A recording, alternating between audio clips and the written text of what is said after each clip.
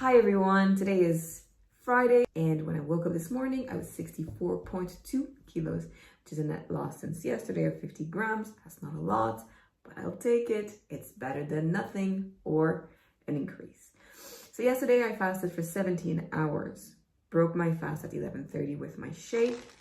I had a protein shake, then I had a coffee with milk on the beach. And I walked 21,459 steps, which is 15.7 kilometers. I went to the gym, did a leg session, mostly machines, but I supersetted everything, meaning that I did not rest in between sets. And so I really worked hard. So let's give myself a 5 on 10 for this workout. I ate my last meal. So I had my last meal between 6 to 7. I had the seitan with sesame seeds, basmati rice, courgette, zucchini.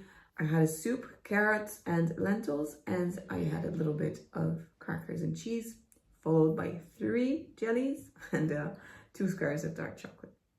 So overall, a very good day. If we look at the total calorie number, we're talking 1,411 calories for yesterday, 90.4 grams, which is pretty good. So I'm going to tell you now about the past 2 months because January, February is when I started my weight loss. So on the 30th of December, which is at the year end, 2 months ago, I was 72.9 kilos. And the first week I lost literally 3 kilos. But I'm just saying that in the past 2 months, especially in January, I really had a very, very quick weight loss. February, mid-February to now, was a lot slower. I stagnated and I gained a little more, little lost, gain. So it's a lot slower, which is absolutely normal. But what happens when we start not seeing the stellar results that we used to see in the morning, in the beginning of the journey, is we start to give up, or we regain weight, or we stop doing whatever we are doing, thinking it's not working anymore.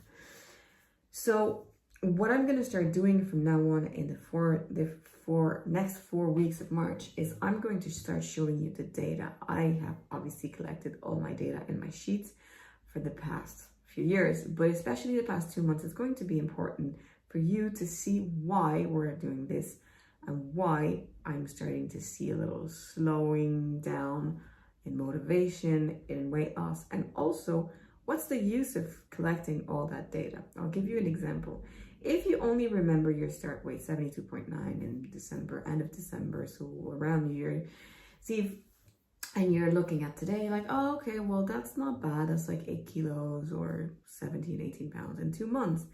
But the truth is, in the past few weeks, I have not lost much. And so if I want to keep going, because these videos are going to get very boring if all I do is a plateau for 2 months. And so it might happen, I don't know. But what I'm going to do for the month of March is make sure that I might not reach my goal weight of 59 kilos at the end of the month, because that's a lot. That's like 5 point something kilos in the next coming 4 weeks.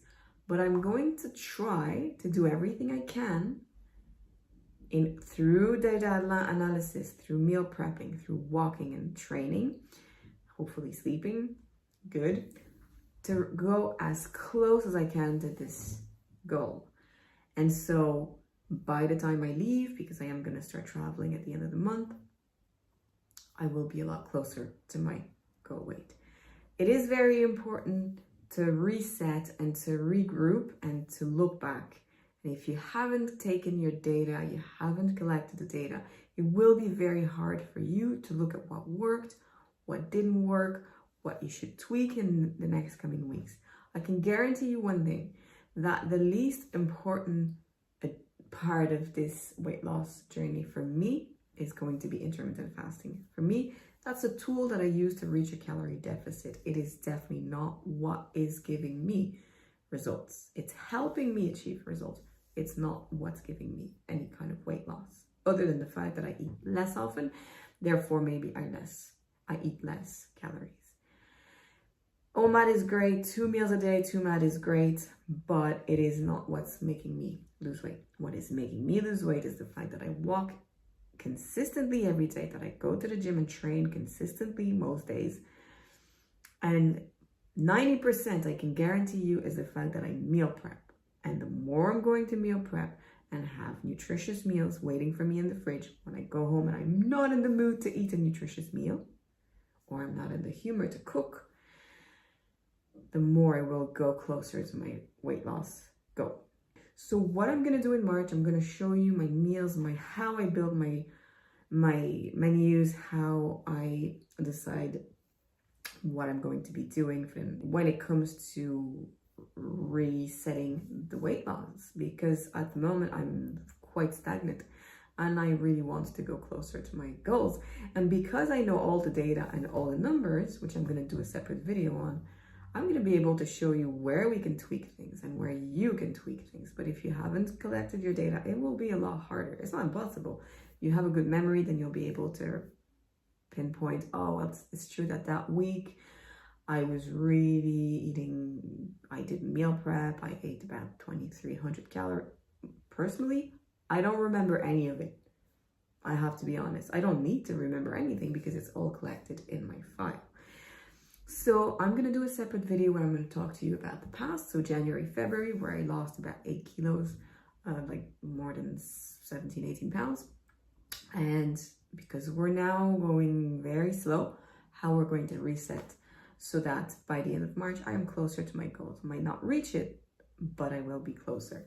And I will do a separate video for this because it is important to separate things. Some people might not be interested in data analysis, but I will, I think it's fascinating because it tells you everything you need to know about your weight loss, why you're not losing anymore, and how you can lose again. So I will see you tomorrow for another video, a video of today, March 1st. In the meantime, I hope you're having a fantastic day, and I'll see you tomorrow. Bye.